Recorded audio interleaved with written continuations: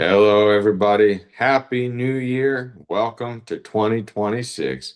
And I can't think of a better way to get into 2026 than with a new podcast. And for the new year, we're going to start with the best of the best. He has an amazing YouTube show called Another Amazing Adventure. But today, we're going to talk to him about that and his music career that most people just know him from his website media. I'm giving too much away.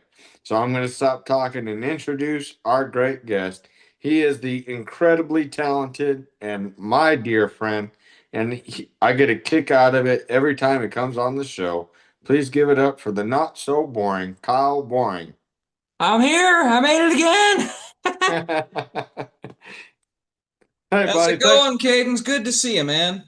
Great to see you, buddy. Thank you so much for helping me kick off the new year to the show. Hey, thanks for having me. It's always a blast to come on here and shoot the breeze and see what happens. Yeah, we never know. And that's the joy. It's there's always something unexpected that'll pop up and something new that comes out that maybe I didn't even realize until it comes out of my mouth. So we'll see what happens. It's 2026. I got a clean slate. We all do, right? Hello. Yeah. Hey, what was the highlight of 2025 for you?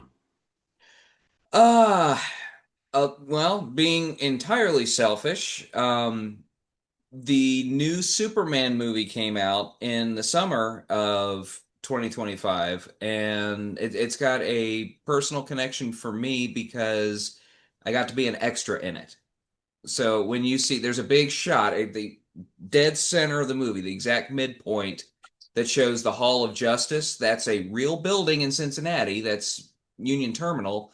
And when they shot there, I'm one of the gardeners down front. So being able to say that I was in a major motion picture, a Superman movie at that, was a pretty big highlight for me. So that was really cool and really kind of set the stage for everything else that we did throughout the year. Congratulations on that, buddy. Well, thank you. Wow. So wow, that's incredible. And here I am trying to host now. Uh, what was that experience like for you?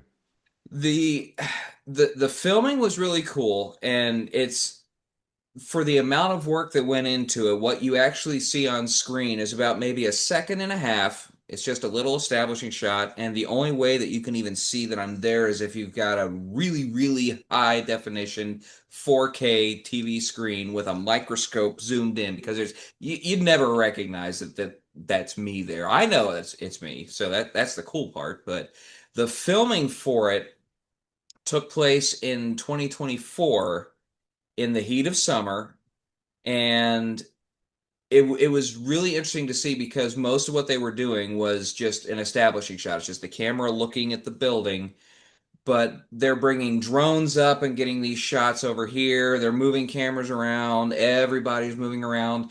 They'll holler action. They'll start shooting. You'll get about 10 seconds and then stop. We got to wait a minute. There's a cloud in the sky over the building. We got to wait for it to pass. So everyone sits for 20 minutes and then they fire it back up and start shooting again. It is really, really detail oriented, but it's also an experience that was really cool for me for a number of reasons. One of them being that Union Terminal, where they shot that, it's now the Cincinnati Museum Center. It was the basis for the Hall of Justice in the Super Friends TV series because it was in production here in Cincinnati. But the building itself, Union Terminal, used to be a train station, and that's where my grandfather worked. So, as a conductor for the railroad, he would work out of Union Terminal. So, being able to film there and be a part of that, and it's just the family connection and the history there, it was an experience unlike any other. It really was cool. I'm so happy that it happened to such a great person like you and well deserving. And is that the first of many more movies for you? I have no clue. It's the first major production I've ever been a part of. I've had a couple opportunities in the past. There was one that was all lined up and ready to go, and at the last minute, things kind of shifted, and then we weren't able to make it, so we missed out on that one. But I've done a few things here and there. Some friends of mine have done some local productions that I've been a part of, which is fun. There was one I did a few years ago called The Sit Down. That was just a short film, but more than anything, it's just kind of something that I fell into. It was there, it happened, and it happened to be at the right place at the right time, and I went with it. That's kind of how things happen around here is right place, right time, and you either run with it or you miss it. And thankfully, I've been able to run with most of it. Now, let's get into your great music career that I want to touch on. How did you first get into music? Oh man. There is not a time in my life where music has not been an important part in some way, shape, or form. I grew up listening to the old school country artists, a lot of gospel artists. Um, one of the first pictures, in fact, if you look at my albums, one of them is called Rewind, and it's a picture of me at about maybe 2 years old with a set of headphones on. Because I was sitting on the floor listening to the stereo, and they just snapped a picture. That's been my whole life. Sitting in front of a stereo or sitting in front of some sort of audio equipment with headphones on, with an instrument. It's been my whole life. I honestly couldn't even tell you where it officially began. It's just something that's always been there. When did you start making music? Oh, let's see. The very first song that I ever wrote, I was 8 years old. And I remember the chorus to it. I can't remember the verses, but the chorus to it was it very primitive, very amateur, but I still remember it. It's something.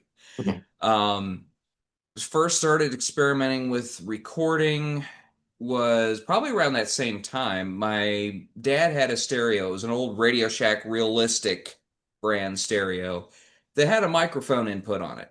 And I discovered by accident one day while playing around that I could play records and hit record on a tape and record my voice on top of it.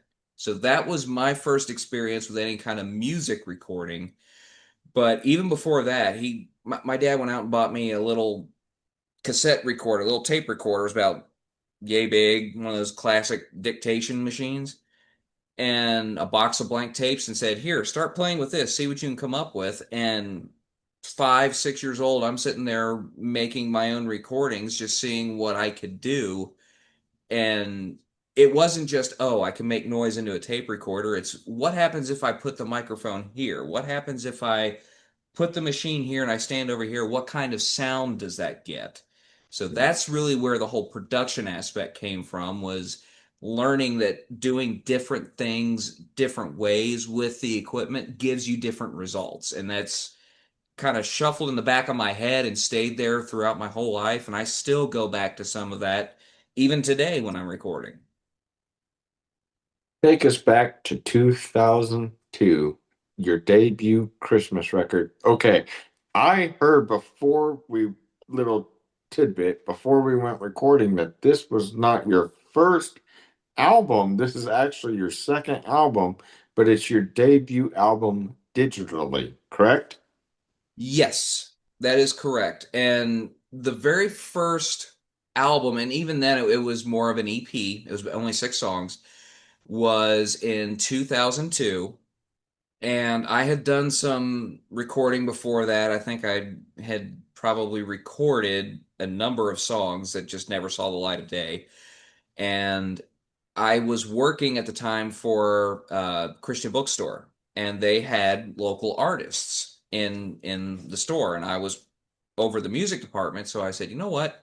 If they can do it, why can't I do it? What's something that I can do to get this CD into the store? And Christmas music seemed like a logical way to get started. It's got a built-in audience. People will buy Christmas CDs from artists that they've never heard of just because they get that music that they could play in the background. So I recorded about 6 songs, I think 5 or 6 songs, put it together on a CD and put it on the shelf. It did okay. It was the very first time I'd ever really tried recording anything, and it was not great. Like if I've still got the tracks for it, I pull it out every now and then, listen to it, and just to remember how bad I used to be. But that was the first time, and it was done. At least a portion of it was done using a little 4-track Tascam cassette deck recorder. I know I recorded the tracks on that, and then at one point I started using some recording software on the computer to kind of assemble it and put it all together. But it was very primitive, very basic, not very good. But that was the first time that I had ever put anything out that actually I sold, like I made money on by releasing it. And then I did a full length album after that, that again was not very good. It was in the following year. Did a couple others after that. Mostly they're not on streaming because they're not all that great. They were very much learning experiences, but you can hear if you listen to them in order from the first one on up to about Spirit of Christmas, which was really the point where things started dialing in. You can hear a progression. You can hear each one's getting a little bit tighter, little bit better, fewer mistakes, fewer just bad sections. It keeps getting a little bit better. And then Spirit of Christmas, which came out in '06, really is the point where I started to feel like, okay, I kind of know what I'm doing. It's the first one that I could listen to and say, I'm really proud of this. This is one that I would not be ashamed to play for someone and be afraid that they would go, oh, this is terrible. Like I said, there's still some people that may not like it, and that's okay, but I'm not listening to it and cringing. So that's why that's the one that has stuck around and stayed on streaming. That in fact 2026 is the 20th anniversary of that recording. So that one's been out for a couple of decades now, and it's been really good. So I'm really happy with that. It's still around and people still enjoy it. Yeah, obviously I discovered it this Christmas season for the first time, and I was blaring it all Christmas, man. And every day in December it was Kyle Boring Day because your voice was going on in I love that Christmas album. So, was there anything that stuck out to you when you were recording that the one that we hear, the record we hear? Yeah, quite a few actually. One is that if you listen to the last song on there, and I sequenced it very specifically, the album ends with me and my oldest son, who is now 20. He'll be 23 this year. He's 22 years old. He had just turned 3 years old at the time that we had recorded that. And I just wanted to get his voice on the tail end of it, just as something special at the time.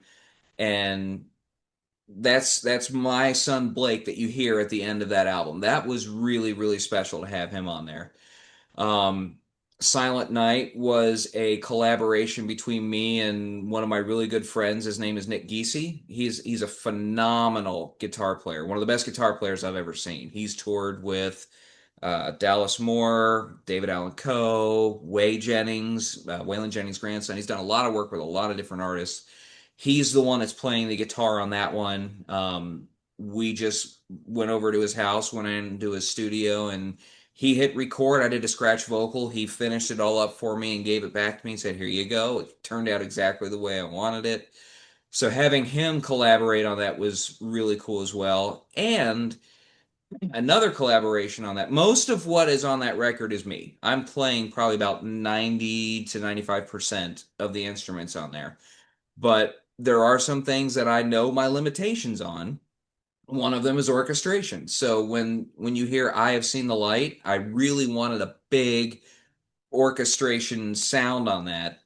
And I went to a really good friend of mine, Garland Craft, who is a wonderful songwriter, arranger, producer.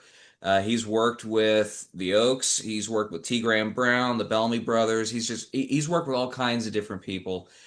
And I said, "Hey man, this really needs something." And I came this close to scrapping the song because just the way I had it was not working. It did not sound right at all. He sent me the orchestration and I put it in there and it transformed it. It went from this is not all that great. I don't know that I want to use it to this is one of the best songs on the project because it had that in there. So a lot of really meaningful collaboration went into that because there was a lot of love and a lot of friendship included with that. Yeah. And on your EP, that your second release, your EP, you actually recorded a not a deep cut of an Oak Ridge Boys song, but it's a not a traditional stamp, not like Elvira or Thank God for Kids or anything like that. Can you talk to us about what it was like when you were recording that record and why that song was so special for that project? And you're talking about Come On In, right? Yeah. Okay. Um, that whole project kind of evolved. It started out at the beginning of the pandemic, and it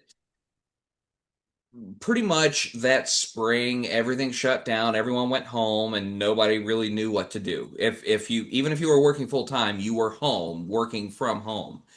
And I decided if we're going to be stuck here, I'm going to need something to do. We all need something to work on. So I went and got a couple different pieces of studio equipment. At that point, it had been close to 6 years since I had recorded anything at all. I hadn't had my studio set up for a while.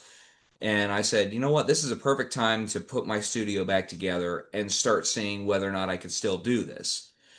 And it started out a couple of songs, just an acoustic guitar and myself, and started turning out okay, started building more and more on top of it. And the original cut that I did for that song was just me and an acoustic guitar. And I got to listening to it and I thought, you know what? Let's see if we could build this up. And that song, once I got that finished, led to the rest of the songs being recorded and finally finishing that and releasing it, which I think it came out in November of 2020. So that was more than anything just tinkering around, seeing what sounded good. And that's a song that I've always enjoyed from a musical standpoint. It's got a great bass line that I love playing. That intro, that real driving do do do do do do do. That's just fun to play. So it was. It's not so much that it was a conscious decision to pick that song as much as it was just I was tinkering with it and that's what came out. So again, right place, right time. Take it and run with it. So, did you get to send that to the boys? And if so, what was their response to it? I did. They really seemed to appreciate it. They really enjoyed it. It's very close to how they do it live, and that was kind of by design. When I finally finished it and put it all together, I'm like, I really want this to sound close to how they do it with their live band. And they got a kick out of it. They thought it was really cool, and said, that always means the world to me when they say that they enjoy something that I've done because that's that they are friends, but they are still heroes. And to have your heroes acknowledge that is a major milestone. Yeah. Now, we're about to take a segue about this. We're about to do a segue, a transition into maybe the easiest segue I can do. Now, from your musical career, let's go down to now you're on a online YouTube streaming service for your amazing YouTube TV show called Another Amazing Adventure. And you recently went from Indiana back to Portsmouth, Ohio. What was that crazy? What was that like? And that's a 3 hour video. So that's a road trip no one has ever seen before. Well, it actually went all the way to the Illinois and Missouri border. We took the Ohio River all the way to the confluence of the Mississippi. And that again goes back to the Superman film event because we knew that that movie was coming out in the summer of 25. And every year there's a town right at the end of the Ohio River called Metropolis, Illinois. It's not a huge town by any means, but every year they have a Superman festival. They just because of the connection to Superman with the name, they got a huge Superman statue. So we decided, how about we go attend that festival, get some footage of that, and since we have to go that way, let's just work our way across the Ohio River Scenic Byway, which goes from Cairo, Illinois, all the way out to Portsmouth and beyond. Portsmouth is about as far as we got. It does go a little bit further, but it was more of just the puzzle pieces falling right into place and everything working out to where we could go do that trip. And we did it in sections. So we didn't do it from start to finish all in one trip because it that probably would have taken a good 3 or 4 weeks to do all of that at once. But it was done in a way that we would be able to go here, shoot the footage, attend the events, do everything that we need to do, and then work our way back. And if there's anything we missed, we could go back out a little bit of the ways and finish off the pieces that we needed. So we spent the whole summer working back and forth from Cincinnati out to Cairo and everywhere in between. And that was going to be as far as we went. We were just going to go from Cincinnati to the confluence and be done with it. And then right at the end of the season, just before we started closing things down for the year with our RV, we got a call from some friends saying, "Hey, don't forget, we're doing a get together in Portsmouth at the end of the month." I'm like, "Okay, I guess we're extending." So we pushed it out and went all the way out to Portsmouth, and that became the last piece of it. And we did it in a way that the individual episodes, you can watch them in pieces. And then once all the episodes were out, we pasted them all together into one long video. So if you wanted to watch from beginning to end in order from the start of Cairo across, you could, or you could watch it in sections. So if you wanted to see just Corydon, Indiana, you could watch that video. If you wanted to see New Albany and Jeffersonville, you could see that video. If you just wanted to see Cincinnati, you could watch that video. And just the whole point being, we wanted to really push this area of the country because it's one that is not necessarily on everybody's radar, but it's filled with all kinds of stuff to do. Such a unique experience. And at the end of the year, we discovered that the Ohio River, that section, has been designated by the National Park Service as a National River Way. So that's brand new that we're helping to usher in, which was really cool as well. So it just everything just kind of again fell into place, and we are happy to take it and run with it as usual. Yeah.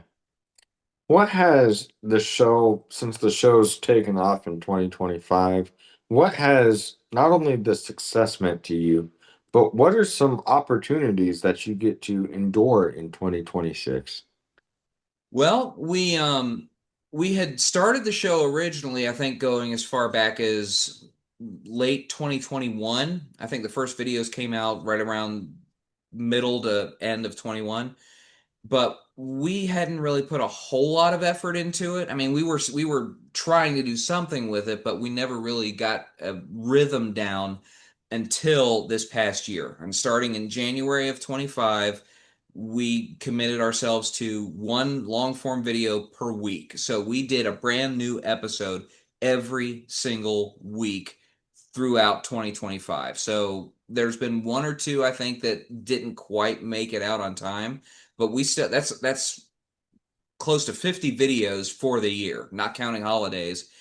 And that really has opened the door in terms of we've picked up some brand ambassadorships. There's several brands that we're working with that we're helping to promote them through our show, which has been amazing.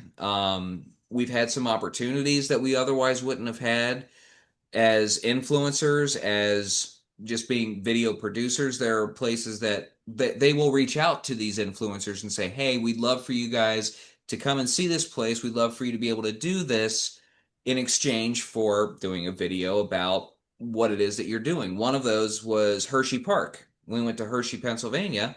They gave our family passes to go into Hershey Park for their Halloween haunt, and in exchange, all they asked for was just a video in return explaining what we did, which was really fun to put together. And it's stuff like that that we really are appreciative of, being able to say that, hey, we're grateful for what you're providing to us, but at the end of the day, our goal is to help you, help your brand, help your product get the word out. So it becomes a mutual thing, not just, oh, we get this for free because we're here. That's not what we're trying to do. We're trying to build a mutual situation where everybody benefits from it and everybody gets something out of it. Yeah.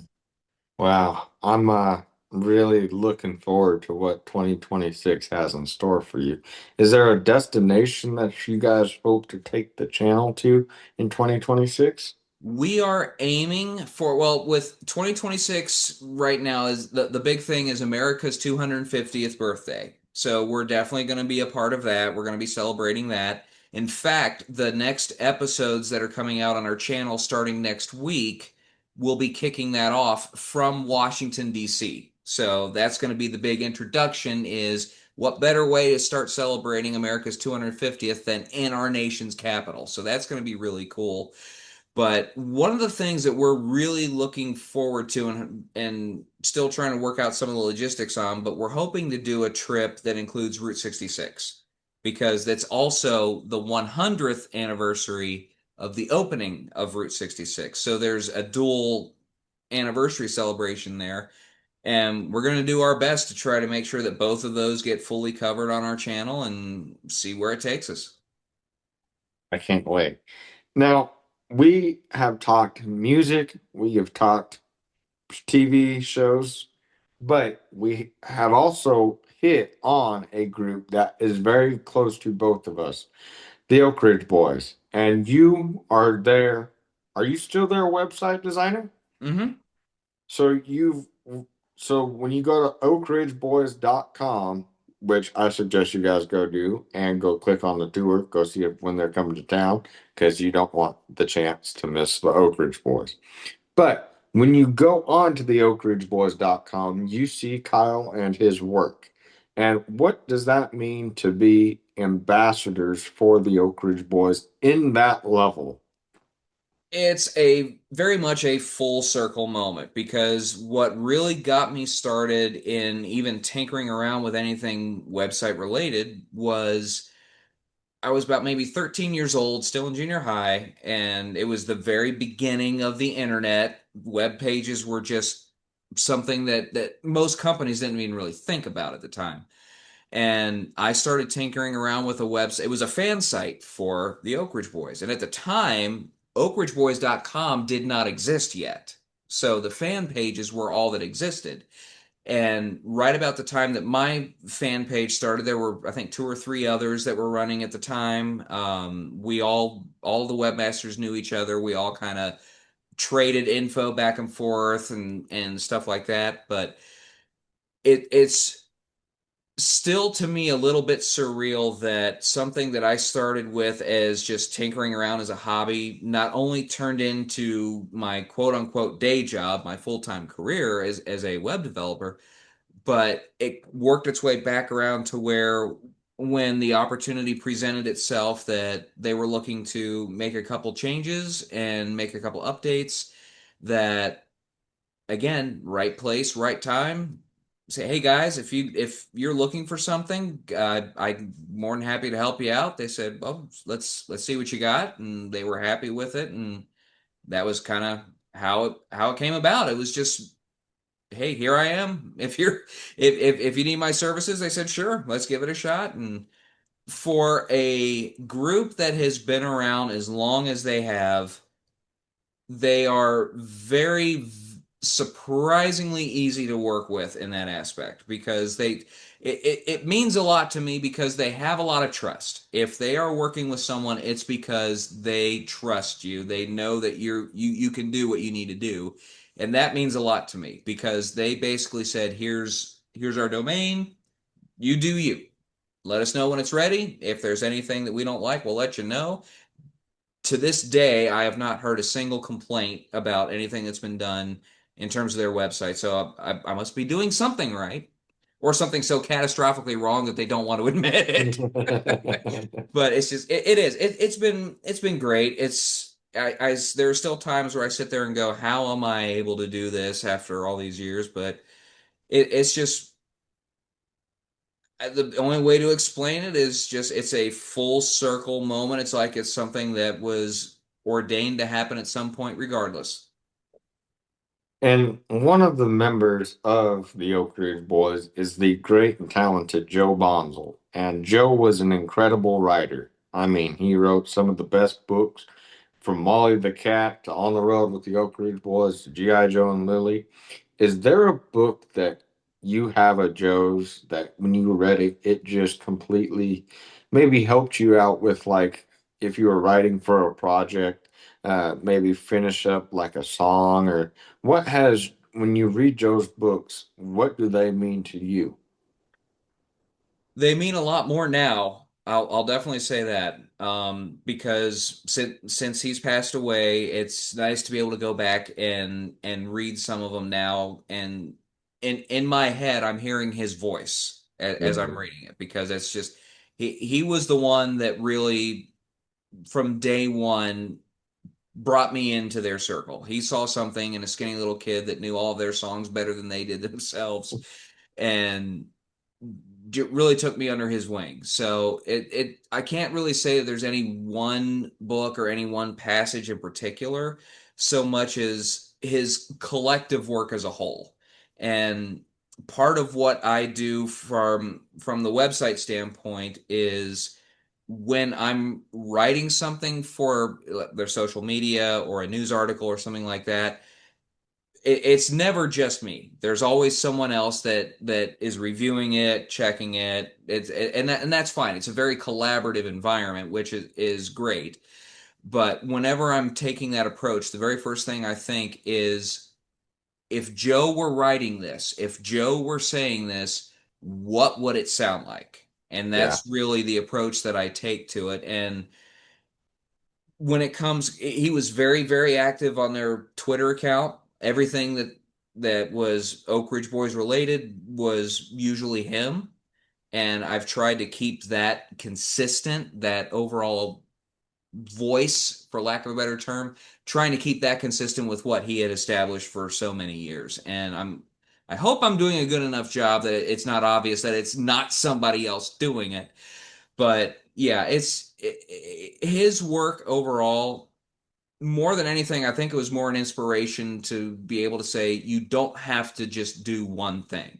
You can do a number of things and do them well because he was known as a singer, but he was also a very talented and accomplished writer. And those are two fields that they they overlap occasionally, but they are two very different fields, and he found success in both of them. And that probably was more of the inspiration than anything was being able to say, yes, you can do more than music. You can do more than videos. You can do more than websites.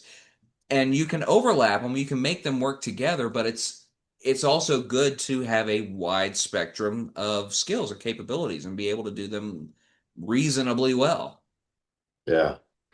Kyle, I've always enjoyed our conversations, especially when we talk for as long as we have, man. I love getting, sometimes I just get lost in time when chatting with you, man.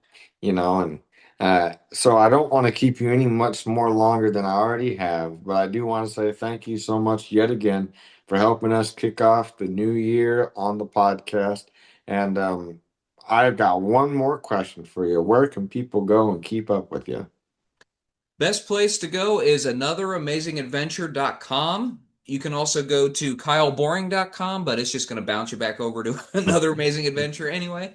Um, really everything that's related to my music, our travel stuff, all of it can be found there on that website. You can follow us on our social media accounts. All of them are at Another Amazing Adventure, all one word.